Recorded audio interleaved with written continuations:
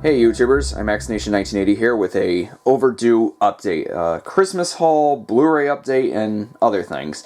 This video is going to be all over the place, so bear with me. It's going to have footage I shot on Christmas Day of what I got for Christmas, because there is a particular item that I got that I unboxed since then, obviously. Once you see it, you know, it'll be obvious. But I'm going to show all the Blu-rays I got before Christmas, on Christmas Day, and after Christmas, including 4 Blu-rays that I just got today. To start off, we got Chuck Jones' original animated special based on How the Grinch Stole Christmas, and, in my opinion, the best adaptation of The Grinch. I mean, you can't beat a hand-drawn animated take on the tale, done by none other than Chuck Jones himself. This is one of the best. It just really is one of those Christmas classics. I don't know anyone who has said otherwise, but while Christmas was many weeks ago, I thought I'd show it anyways. And since this Blu-ray came out in 2009, the disc has artwork. And it keeps a lot of the bonus features from what I can remember from the 2000 DVD, which I used to have, and one of the bonus features was the Phil Hartman special. It was a special hosted by Phil Hartman on the making of The Grinch, and it was surprisingly quite informative for a television special. Usually, those kinds of things, they kind of gloss over, like, oh, that's how they did the animation, now look how they did this. But no, the one Phil Hartman hosted, which was aired back in 1994, was actually pretty informative, and it even had work print footage, really rare work print footage, some unused animation of The Grinch and whatnot. So yeah, this is a good Blu-ray release. Here we've got Robin Hood. And of course the artwork is pretty much the same as the 2006 Most Wanted Edition DVD, but you know, it still works. They made some little changes. Unfortunately, it doesn't come with, and it's the bonus features, there's just a couple on here. Again, this is the way Disney treats their, well, what they see as their lesser animated films. But the picture quality is still good, and the audio quality is good too. I can't say the same about the Sword in the Stones Blu-ray. I refuse to get that until the price goes down, like if I could get it for a very good deal. Because the horrible picture quality on that and the Mickey's Christmas Carol Blu-ray, inexcusable. I don't need to show you the disc artwork because there is no artwork on the discs. Again, Disney Blu-rays, except Pixar films, don't have artwork on the discs anymore. They're just plain blue discs with the film's titles and whatnot. So yeah, Robin Hood. And here's another Disney Blu-ray, Oliver and Company.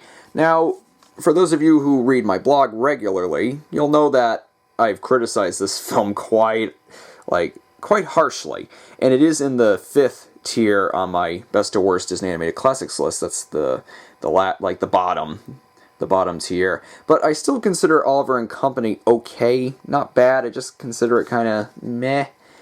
But it is an interesting sort of time capsule in Disney animation history, and I'll admit it's kind of a guilty pleasure for me.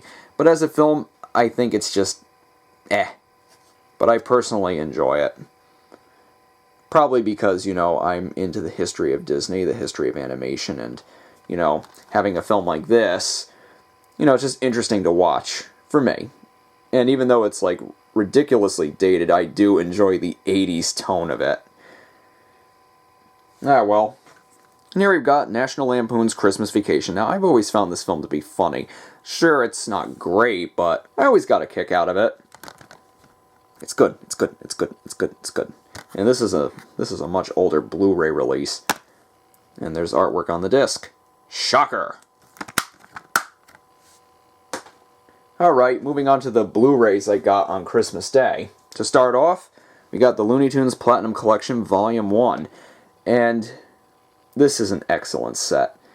Just such an excellent set. You got the quote here by the great animation historian Jerry Beck. And I just love that.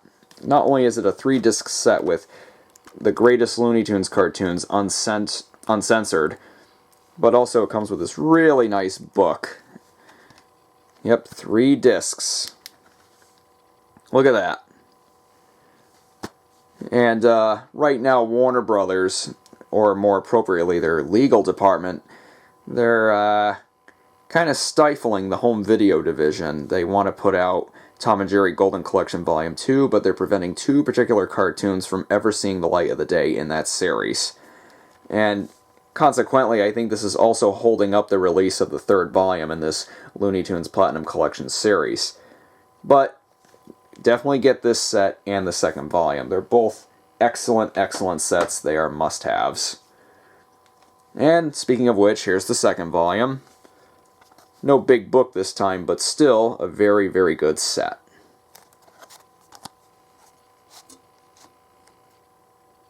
Lots of bonuses, too.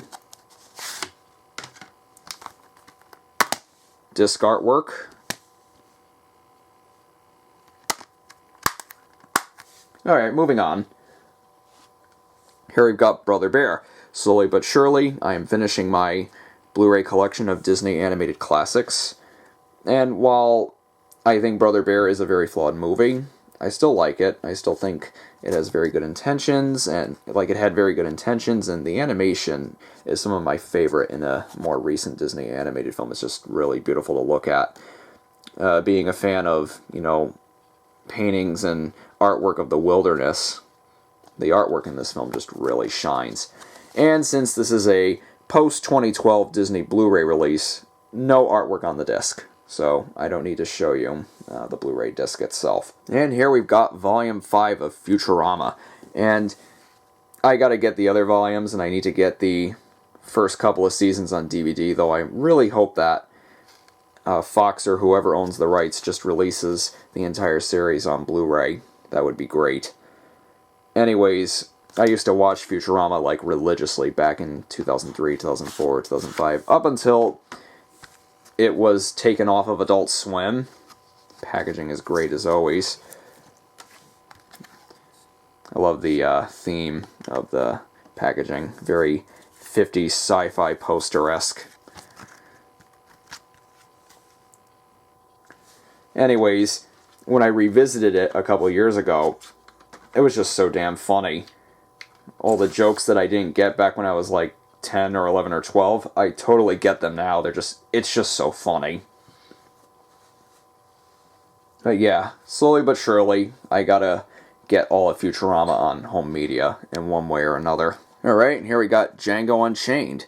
I really enjoyed this film. I kind of saw it on a whim, but man, it was enjoyable. And it is a Quentin Tarantino movie through and through, so if bloody violence and such is not your cup of tea, this movie is not for you. Anyways, it was very, very good. And unfortunately, this Best Buy sticker is one of those that is really stuck to the slipcover, and if I were to peel it off, then you lose a good portion of Christoph Waltz's face. And he won the Academy Award for Best Supporting Actor. He totally deserved it. He was great. He was phenomenal in that role. But yeah, very, very good film. I recommend it if you can handle it. It was very controversial when it came out, like pretty much every other Tarantino movie. And the discs actually have artwork. Even the DVD. Isn't that something? Anyways, Django Unchained, very good film. The only problem I had with it was that it was a little too long. It was almost 3 hours long, but for the most part, it moves along pretty well. The pacing is pretty good. But really, it's the performances and the script that make this film so good. Here we got Star Trek Into Darkness. Now, I know this film has left a lot of Star Trek fans split, and so is the first one, the first J.J. Abrams Star Trek, but I take these Star Trek movies as sci-fi action films, not as Star Trek movies, and as sci-fi action films, I think they really work, and I really enjoyed Star Trek Into Darkness, so yeah, I recommend it if you're looking for a good slice of sci-fi action. Nice lenticular slipcover, and the letters. And since this is a Paramount Blu-ray, the discs don't have artwork. So yeah, I recommend it if you're looking for just a simply good sci-fi action film. but not a Star Trek film. This is just a really good action sci-fi film. I enjoyed it. And here we've got Pacific Rim now. I love the concept of this film, but I felt that the film itself was just good. It wasn't great. It wasn't spectacular. It was basically Guillermo del Toro having fun with a $190 million budget behind him. But it's still worth checking out. Again, the concept is so awesome. And we need more giant monster movies, or kaiju movies. Well, we are getting Godzilla in May, and that looks pretty good. I'll be honest with you guys. That one looks really, really good. Check out the trailer if you haven't. It's going to make up for that horrible 1998 Godzilla film.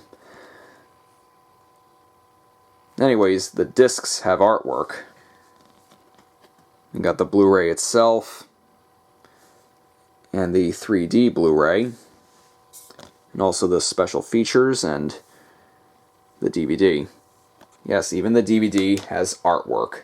The only downside? Stacked discs. Alright, and now for some post-Christmas Blu-rays.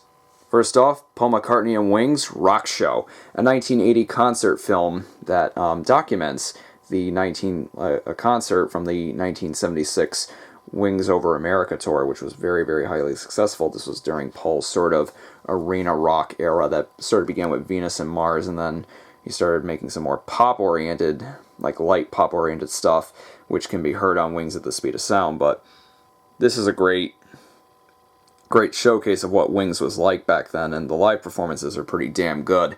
For the longest time, this movie wasn't available on home media, or if it was very, very hard to find, but it was re-released theatrically and everything. Has a nice book. Definitely worth checking out.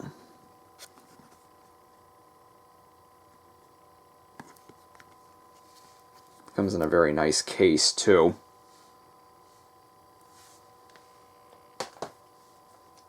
Here we got The Many Adventures of Winnie the Pooh. This is a Blu-ray release from last year. And if you notice, the case is kind of thick. That's because a little kite comes with it. Anyways, the discs don't have artwork, but I haven't played this yet, so I can't comment on the picture quality. I mean, I just got this today along with 4 other Disney Blu-rays, but yeah, I'm glad I finally have it. Again, I'm slowly but surely finishing completing my Disney Animated Features collection on Blu-ray.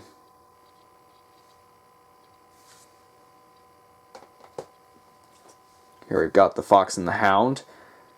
This Blu-ray came out back in 2011, and I finally got it. And it had the slipcover and everything. Anyways, glad I finally got my hands on this. And since it's a 2011 Blu-ray release, look at that. Artwork on the disc. How about that? Here we've got Pocahontas. Again, another 2-movie collection that comes with its horrible direct-to-video sequel. But hey, I can accept the fact that Disney is going to, do this for all their future Blu-ray releases of non-Diamond Edition classics. So, yep, you're just gonna have to grin and bear it.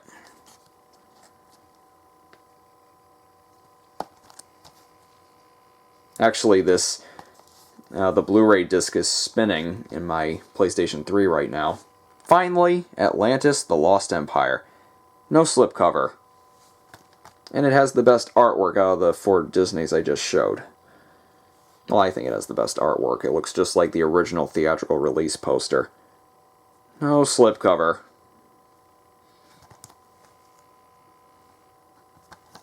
If you've never seen Atlantis, I'd say it's... Why am I showing the disc? I'd say you should check it out. It's a very ambitious film, and though the story loses steam halfway through, it's still worth checking out because what it sets out to do is pretty awesome. It aspires to be a big, action-packed adventure with artwork based on the work of Mike Mignola. Also, it's just not your typical... It doesn't follow the formula of the 90s Disney films and the crew wore t-shirts saying, less songs, more explosions. It's definitely worth checking out because it is a pretty cool experiment, even if the experiment didn't quite succeed.